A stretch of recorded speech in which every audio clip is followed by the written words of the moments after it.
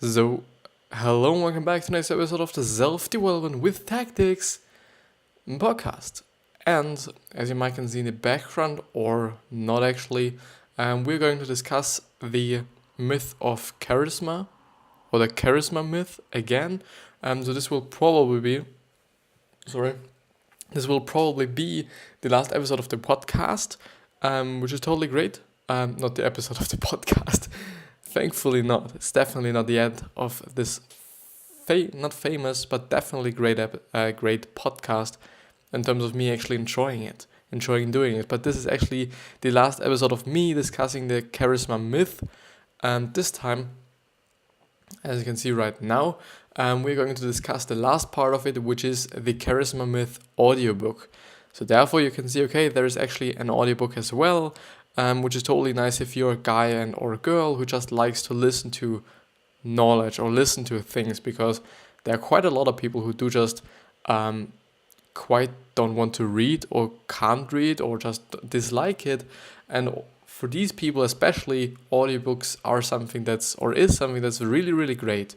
Even though I do have to say, you do not necessarily have to consume books, whether it's audiobooks, ebooks, or normal written books, because there's so much knowledge outside there. There's so much knowledge on the internet, and there's so much knowledge in terms of you actually being a practitioner and doing something. You can practically just gain all the knowledge you need by doing what you want to learn, even though besides that it might not be the best and most quite time-worthy technique you can use, a strategy you can use, because there is the internet, and you probably are on the internet right now because you're maybe even just listening to me on the YouTube video. But yeah, so audiobooks are totally something great. So my podcast at all is just something that's quite an audiobook, isn't it? So if you do want to enjoy these episodes, so if you're just watching the YouTube video, if you want to enjoy these episodes as well as an audio only form, just go to the link down in the description, go to the podcast, and there you can listen to every single episode that I'm uploading on YouTube, also as an audio option, which is, I think, totally great for all the people who just commute a lot or just drive a lot the car or whatever they're doing, where they practically do not have the time to watch a fucking video, to get a few just quick pieces of knowledge and quick pieces of great information that I'm hopefully at least providing. I think we're gonna be just really fast with this one, so therefore I'll probably just go through something else afterwards. I think an article, I do not know or do not think that I will go through an entire book summary, or at least a part of a book summary, a new one, because I feel like, okay, I should do it the next time. It should be something that I'm not doing this time. But yeah, I think we actually should start to not waste any of your time and any of my time. So here is a nice video summary, but keep neither the summary nor this video captures the whole vastity of this great book. And it's definitely a great book. This is actually one of the books I would say that I would actually buy as well, even though I've just read it as a summary and whatsoever, because it was so great. It was really great, and it is still really great. So I would totally suggest you to go through the other episodes, or at least the whole article or the whole summary of the book, because it's really fucking great. It's really great, and I really enjoyed going through it because there's so much in it that I would say, okay, I would suggest that to other people as well, which is definitely not the case all the time. Often I will just, come across books that are something like, okay, one part of it is totally something that I would suggest and, tell people, and the other half or the other part of it is totally some things that I would never tell people to do. And this isn't the case with this book. Most of the time I do just have to say, okay, this is totally something that I would suggest to other people. Sometimes there are things, and I will probably, and I have probably also pointed them out, that I do not think that are just that great, maybe. But yeah, so the real life applications. And develop self-compassion instead of self-esteem. Self-esteem is focused on us in comparison to others, and that's fragile. Self-compassion is based on acceptance instead, and it is anti-fragile. Also read the anti-fragile ego, or fragile, or fragile. I think it's fragile ego. So imagine a giant hug to calm yourself. Since I have been reading a lot on self-development books, many of the techniques and information in the charisma myth were not new. Yet the giant hug was a pearl and seemed. Thinking of a big hug from someone you care about releases oxytocin, which will calm you down. And this practically just really underlines my thinking, and I really have to look that up, because I'm always talking about it, I'm always just preaching it quite, but I'm actually not that quite sure. I only think that I've read it somewhere, but as I said, I'm not quite sure. So at my point of view, or as I know, our brains do practically or can't practically decide between what's a thought and what's actually the reality, which basically leads then to, okay, I'm thinking about certain things like, okay, someone hugs me, and actually my brains think that this is actually the case right now, only because I'm thinking that someone is hugging me. And this totally will release all these oxytocins, which will calm you down, which is totally great if it would work. So, and this basically maybe validates what I'm saying, because he also says it and the book also says it. But maybe I'll just look it up after we've finished this one. This could also be a great one. But yeah, let's move ahead. Carefully choose your music. The music we listen heavily influences our mood and thoughts. Choose it carefully. And this is totally that I think as well. I totally would say that all the inputs in general that we all have are just so important to us, and our moods and our thoughts as well. You know, if you're just always listening to negative shit, yeah, of course you will be negative, and of course you will feel negative, because you're just bombarding yourself with these negative thoughts of other people or these negative melodies or whatever it is. So that I would highly recommend you to just, listen to positive stuff all the time, quite all the time, whether it's your podcast that you're listening to or your audiobooks that you're listening to.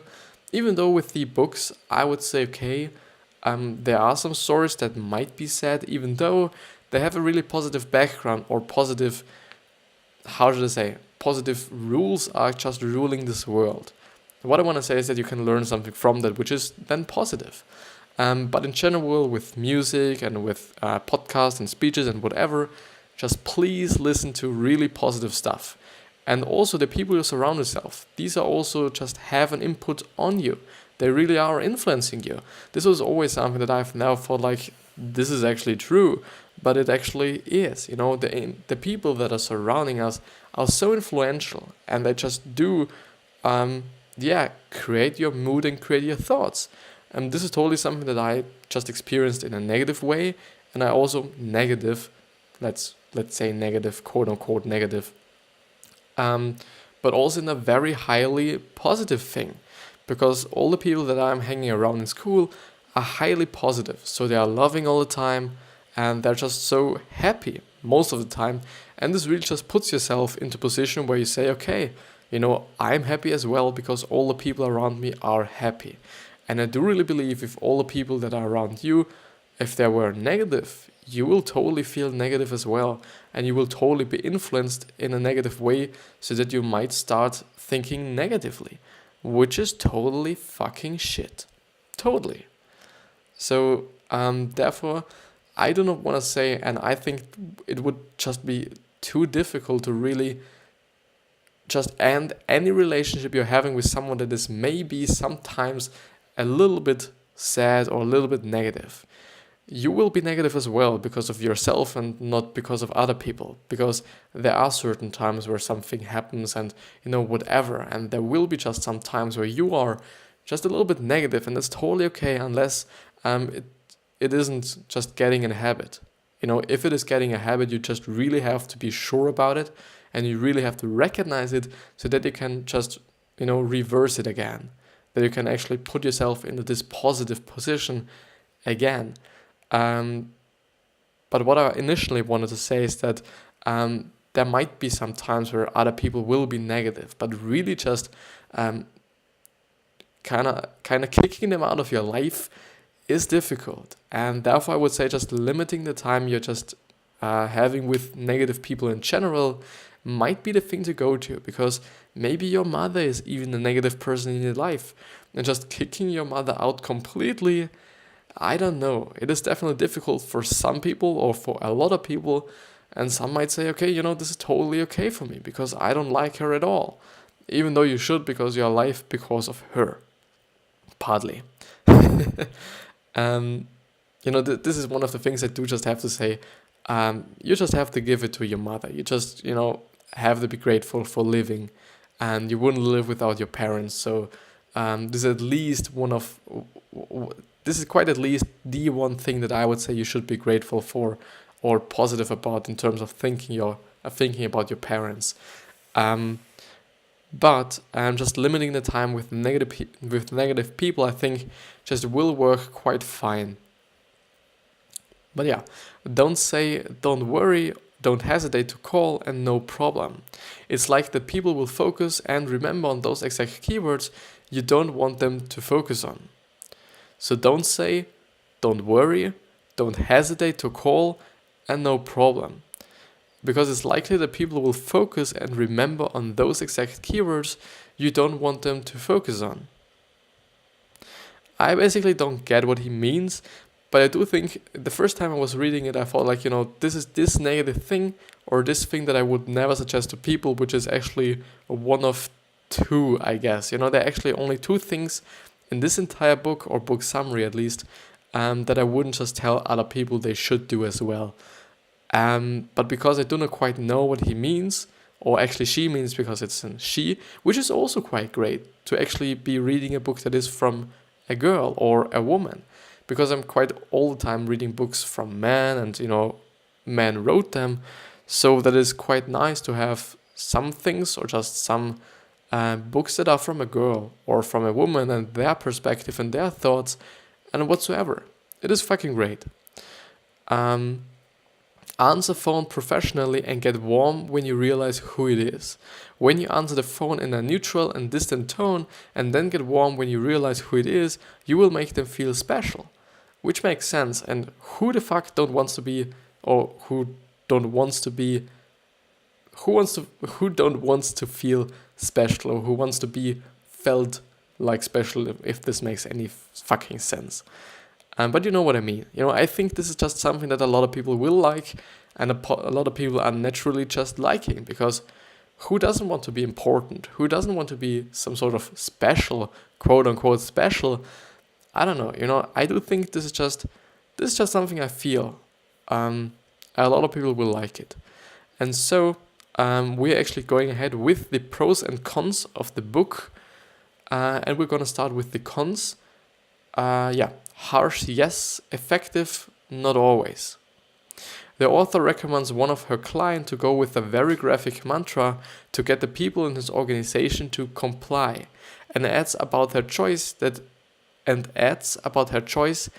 it's harsh, but it works. However, that's not always true, as Elliot Aronson very well explains. Harsh messages can have the opposite effect unless the audience has high self-esteem, can act on a recommendation, and knows how to act on it. For a book on so much good stuff from psychology and influencing, that was an important detail I needed to point out. This is one of the reasons why I deeply like all these book summaries.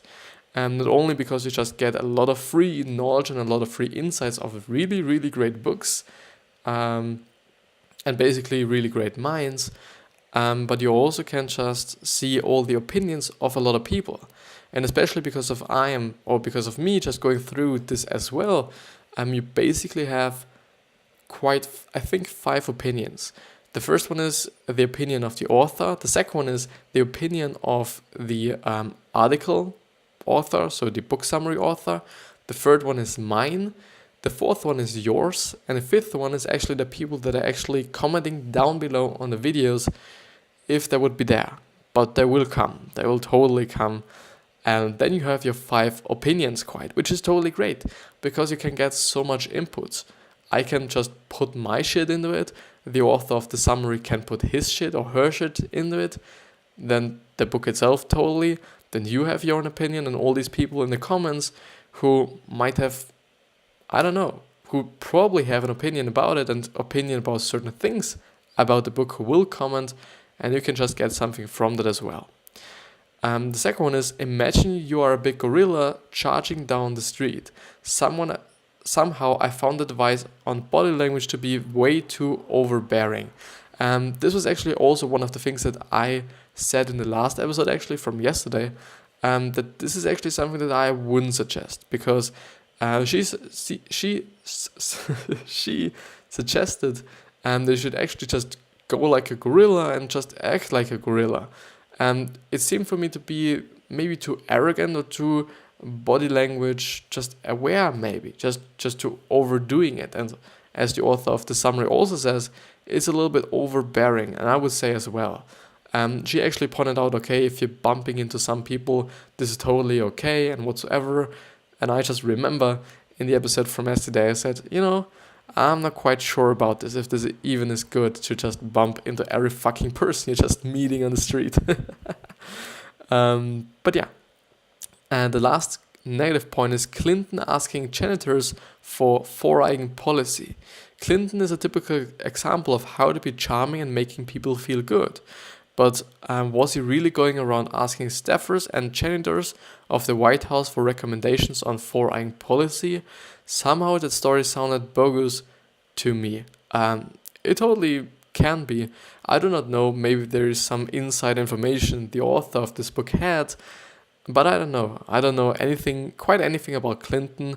I do just believe that he was a pretty charming guy, because I do just realize, or quite recap, or remember actually, that there was some president of the States that was always so handsome and always so nice to all the people. And I do think it was Clinton, if I remember correctly. I don't know if this person that I'm just having in my mind, but I don't know. Then we will come to the pros. The first one is in-depth overview on charisma. The book is longish, but it doesn't repeat the same thing over and over. It's thorough.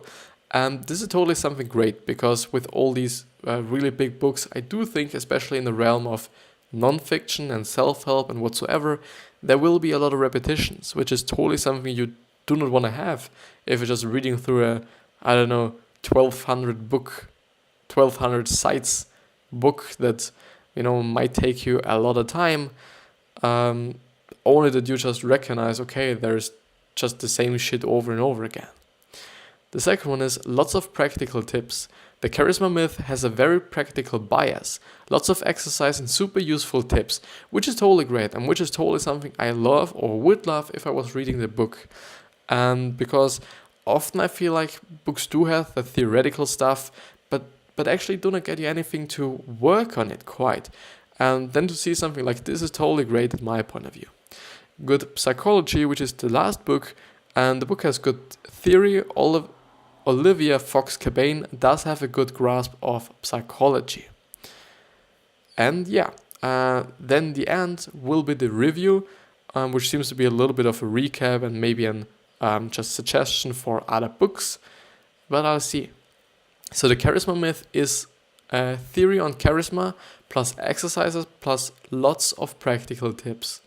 If you're familiar with NLP techniques, which is neuro language PPPPP practice, something like this. So it basically, if I remember correctly, I'm very sorry if not, so just Google it. I think it has to do with how you're thinking and what you're talking to other people and what you're talking to yourself. Basically self-talk and, the way you're talking. If you're just telling yourself you're shit all the time, which totally is gonna make you shit because you're eventually believing it, and the way you're just talking to other people as well. I do not know what the P stands for, so sorry. So if you're familiar with NLP techniques, Tony Robbins, body language and social skills, some of the content will not be new to you, but as someone who is familiar with all them, I can say this book is thorough and high quality. I recommend it. And this is totally great because you can totally see, okay, this author has gone through a lot of fucking books. I think actually over 1,000 books. And also because there are 1,000 and more book summaries on this site. And by the way, I'm on the powermoves.com website. So if you want to check it out as well, there is your author. If you want to check it out as well, maybe not 1,000. I would say like 300. 300 seems to be pretty good. But yeah, so if you want to go through it yourself, go to the thepowermoves.com website and go and search for, let's scroll up quite a lot, the Charisma Myth Summary and Preview in PDF. And you actually can download the PDF version of it somewhere, I think. No, it was on another website, I'm sorry. Because actually the 3 best websites I've found for all the book summaries that I'm going through are, first of all, jamesclear.com. Second of all, so it's not like the best one is the one that I'm naming the first, so it's actually kind of, like random. The second one is the samuelthomasdavis.com website, and the last one is this one, which is thepowermoves.com website. Yeah. I do hope, by the way, that you got something out of it, and I'm just thinking about if I actually should go through an article. But I do think so. Maybe I can just show you how I search for articles. Maybe there is something on the inc.com website, because often it is. Do you, by the way, go through news? So do you watch any news? If not, I would highly recommend you Google News, which is an app if you're just willing to do this. So a lot of people, I think, just dislike going through news on their phone or on the internet in general, because there are quite a lot of newspapers, and just going through newspapers is great. So I do really not want to say, okay, this is something shit and it's a way too slow whatsoever. It is totally good because you get an overview of quite a lot of things. So if you're just going through news, I would say, so on your phone, I would say that you just really get pretty precise things and not like a broad spectrum of a lot of things. Unlike in the newspaper where there's sports, economy, the just regional news and the news from your country and international news, and so on and so on and so on. So I do think both sides have their advantages and also disadvantages, which basically is quite all the time like this, isn't it? Money? Not money, maybe. But personal finances is always something great. Maybe. Maybe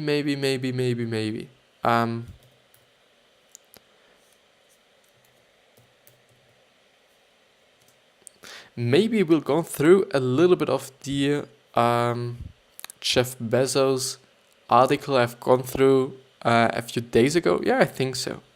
It was basically because he got an award in Berlin, which was the Alex Springer Award, which is an award for, I don't know actually. I actually don't know, which is a pity, by the way. I should definitely know that. But yeah.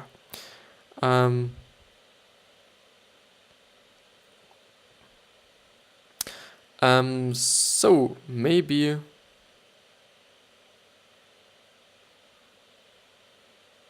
Döpfner, which is the CEO of the Alex Springer Award, is the interviewer here. So he interviews Bezos, and I'm just gonna read what he says, and I will also say when he says something for all the podcast listeners, so that you can actually quite benefit from such a long article. So it's definitely taking up a lot of time, I would say.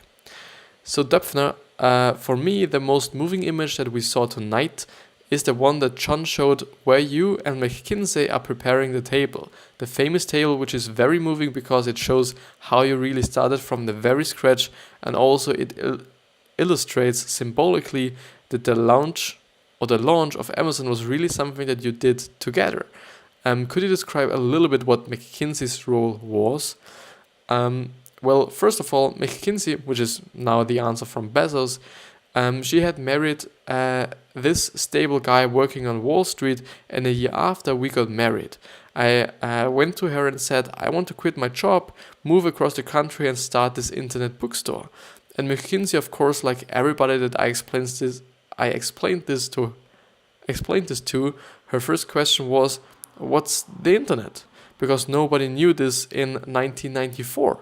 But even before she could say what's the internet, she said, great, let's go, because she wanted to support it and she knew that I had always had this passion for invention and starting a company. And so again, I think McKinsey is an example of this. But I was talking about my mom and my dad, who is a Cuban immigrant. He came to the US when he was 16 to a refugee camp in the Everglades.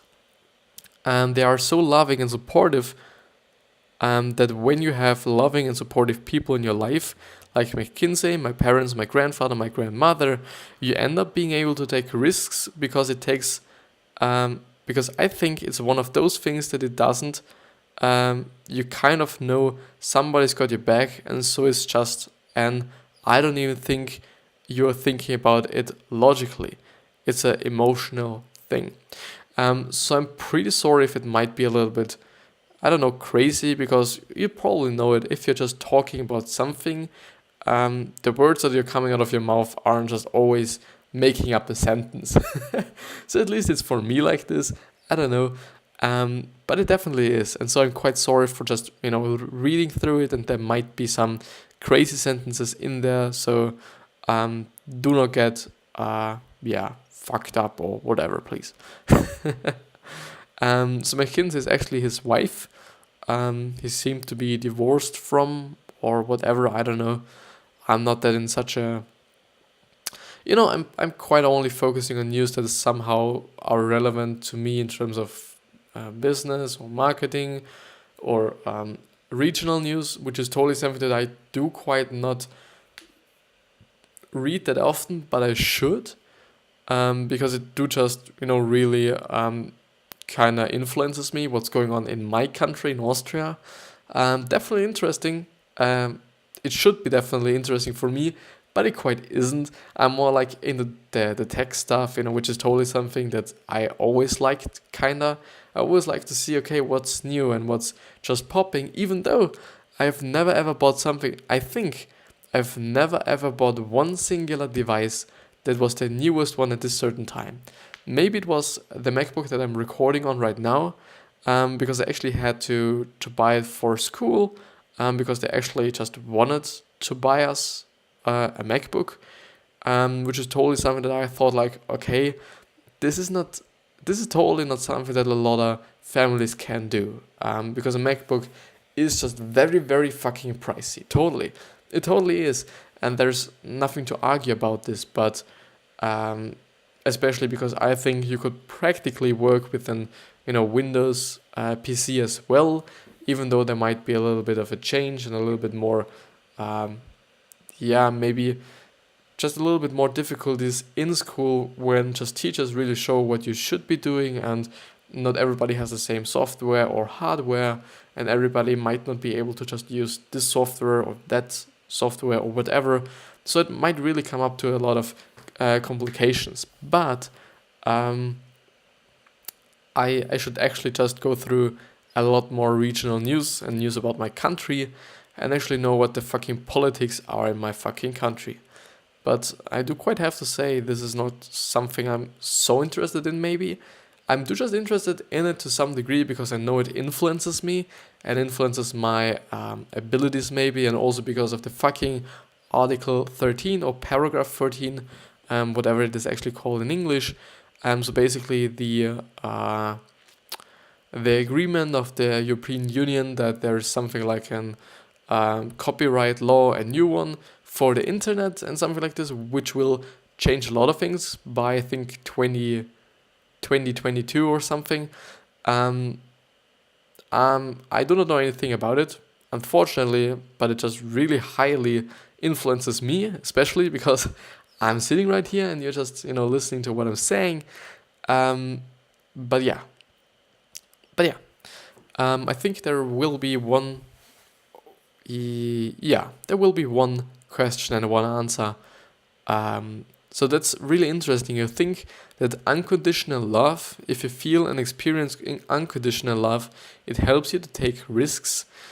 And Basu says, and by the way, I think it's probably true of all kinds of risks in life, not just starting a business. Life is full of this different risks. So I think that when you think about the things that you will regret when you're 80, they are almost always the thing that you did not do.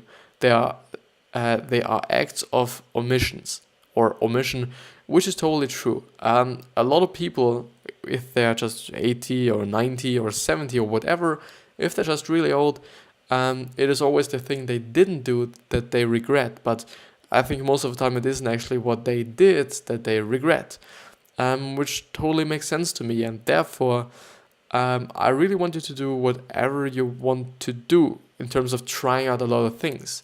And especially, I do really want you to try out a lot of things in terms of your work.